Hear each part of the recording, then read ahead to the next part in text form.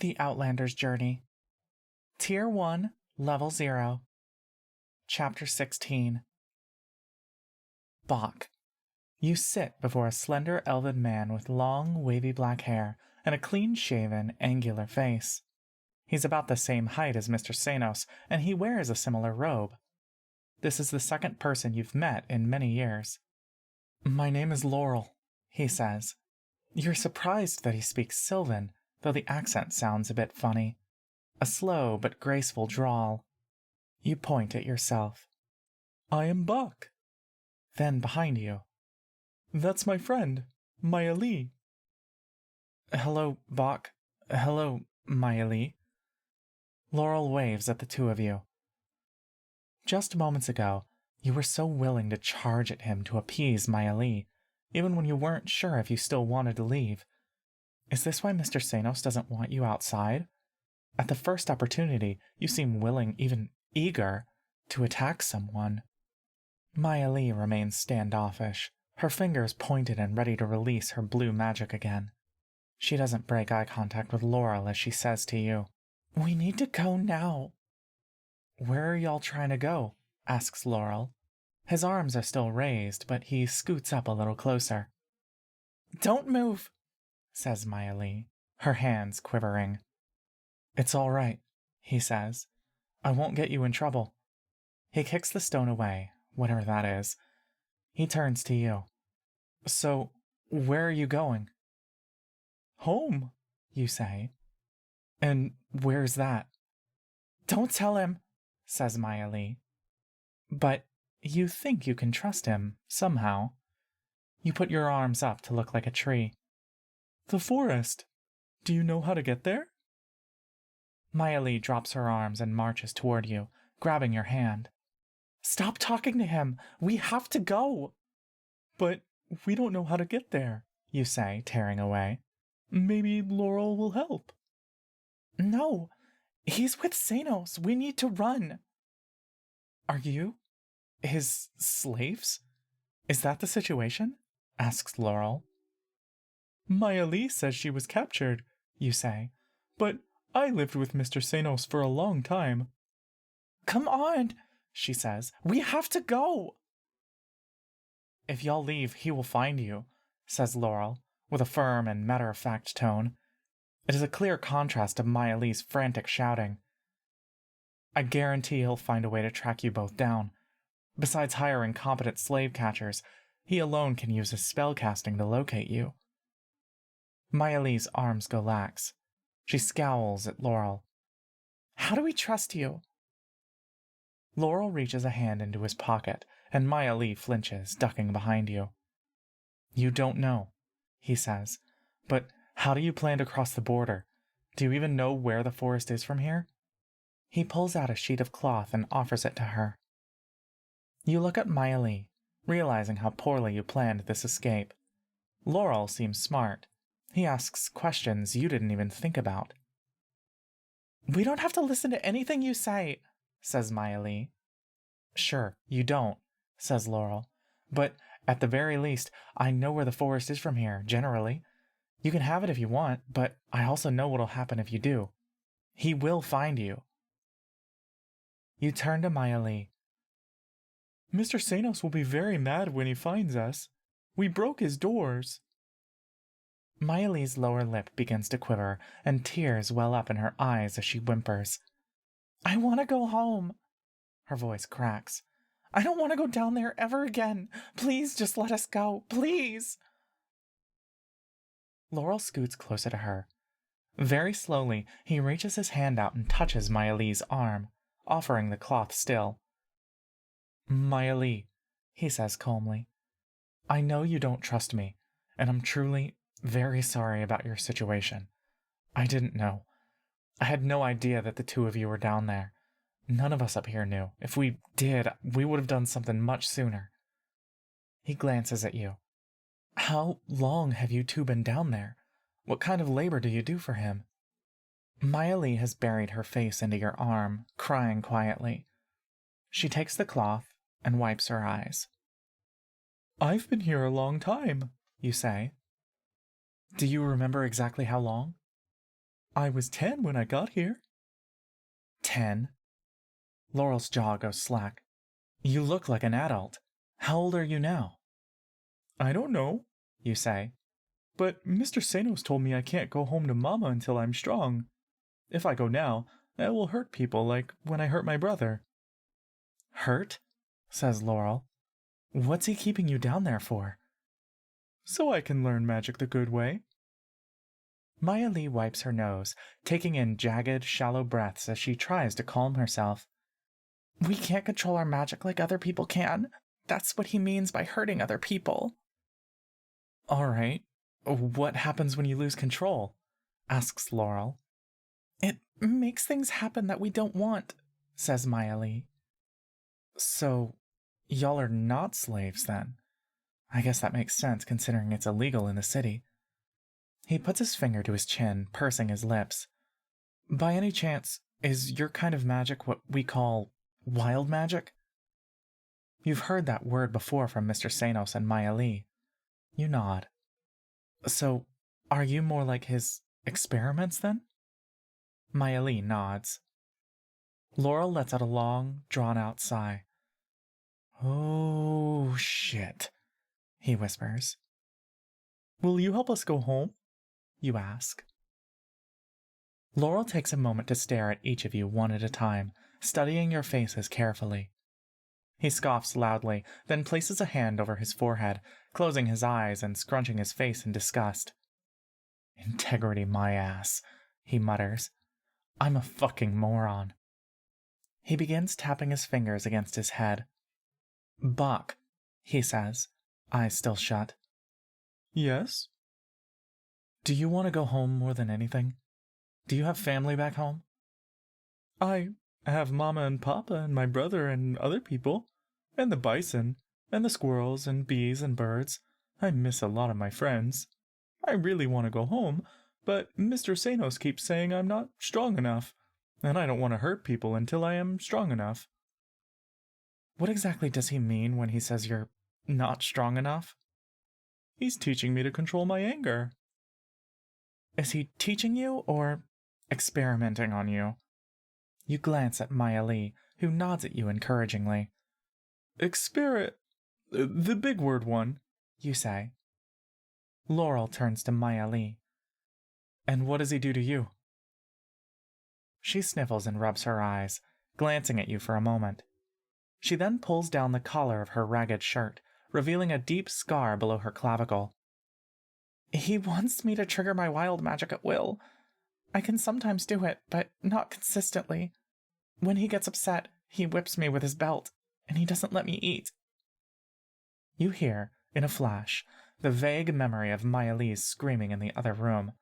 How helpless she must have been at his mercy.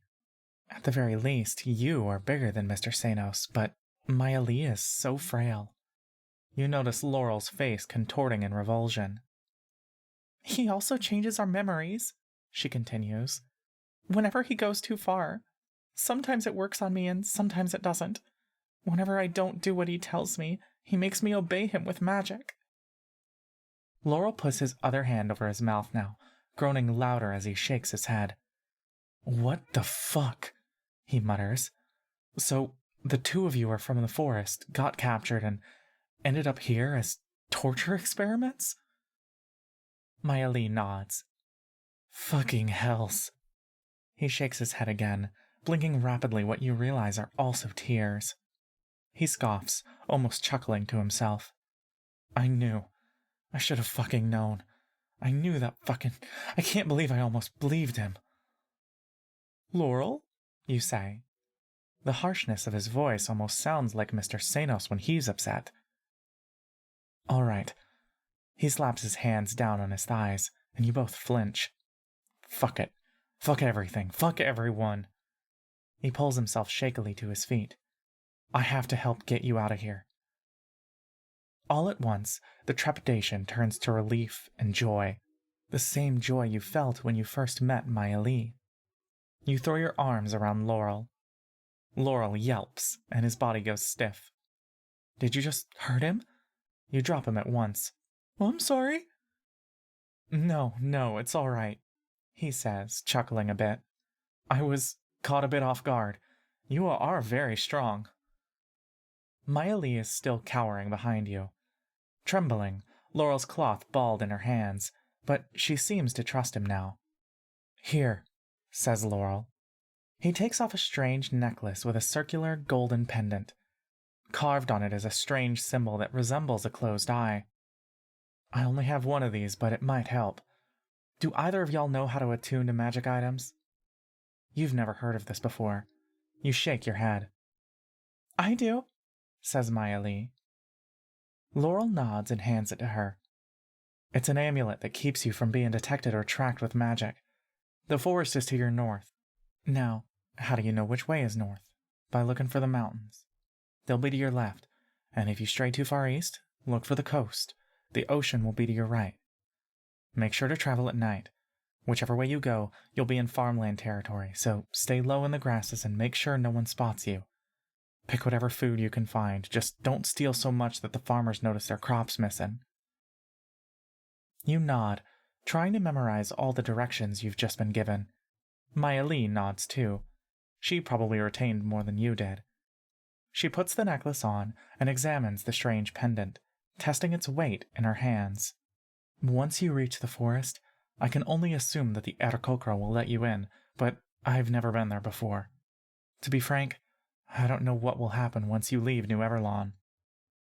What is New Everlawn? You ask. Laurel blinks, staring back at you with astonishment. That's where you are now. Oh, you say. Directly north of here is another nation named Harrington, says Laurel. Technically, it's a territory of New Everlawn, so make sure no one there spots you either. Everything clear? Maya Lee nods. You nod with her, even though you don't quite understand. You get the main point. Stay unnoticed. Laurel puts his hand on Yora and Maya Lee's shoulders. Remember, mountains to your left, coast to your right. Got it, says Maya Lee. Will you come with us? You ask. Laurel hesitates, but he shakes his head. I have to make sure the professor doesn't track you. Plus, he's violating not only the law, but his school's ethical policy. I have to make sure he's reported and punished for his crimes. Okay, you say. Though you've only just met Laurel, a part of you wishes that your second best friend will stay with you. I won't forget you. Laurel blinks at you, and he laughs. You're not as scary as you think you are, Bach. I know you said you're worried about hurting people, but when you're out there, you need to protect Maya Lee. Don't be afraid to fight for your friend if it comes down to it, all right? You nod. If it's in the name of protecting her, then it can only be the right thing to do. It dawns on you all of a sudden that you're actually leaving. You won't ever see Mr. Sanos again. You'll miss him. You're not ready. Not yet. But if not now, then when? You wish both not to be here and not to be out there. Laurel, you say, what if... There's a loud click from inside one of the bookshelves next to you, a different one than where you came from. All of you freeze in place. The familiar sound of Mr. Sanos' boots echoes from within the walls, descending a flight of stairs, closer and closer. Laurel's eyes widen. He glances back and forth between the bookshelf and the exit, and you suddenly hear his voice in your head. Go! Go now! He shoves you and Maya Lee toward the door. Maya Lee grabs your hand, and you clamber to your feet, rushing to the exit. Fuck! I locked the door, you hear Laurel say in your head. Your hands grip the doorknob, and you feel the resistance as you attempt to twist it open. Maya Lee is also pounding on it, desperately shoving. Laurel catches up to you, touching his hand to the lock. It clicks. You push the door open and scramble outside. I'll handle things here, says Laurel, still in your head. Just go. He slams the door shut. Outside, you hear chirping birds, the winds rustling against leaves. You see miles of grassy fields. The sun is giving off a warm, reddish glow, partially blocked by the tops of the most beautiful blue mountains you have ever seen. The sight nearly blinds you. You stop for a moment. Is this what you've been missing? For so long? Buck! Shouts Maya Lee. Let's go! She tugs at you. You grip her hand and pull her toward the tall grasses where you can hide. Left is mountains. Which way is left and right again?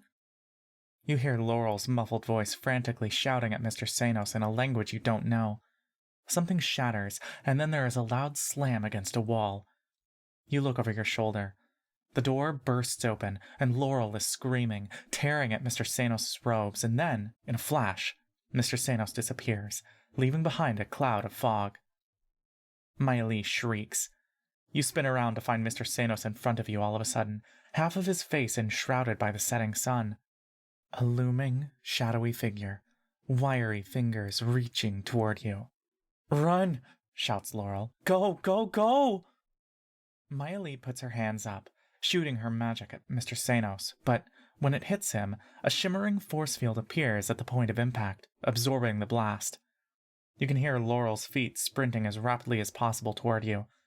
Mr. Sanos puts his arms up and points his wand at you.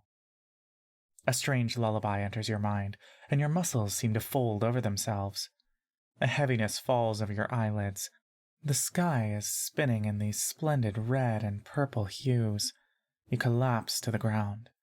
You want to fight it, but the effect is too strong. You reach your hands out to Maya Lee. Behind you, you hear Laurel also crash onto the ground. The shadow of Mr. Sanos descends upon Maya Lee. The last thing you hear before your vision goes is her screaming.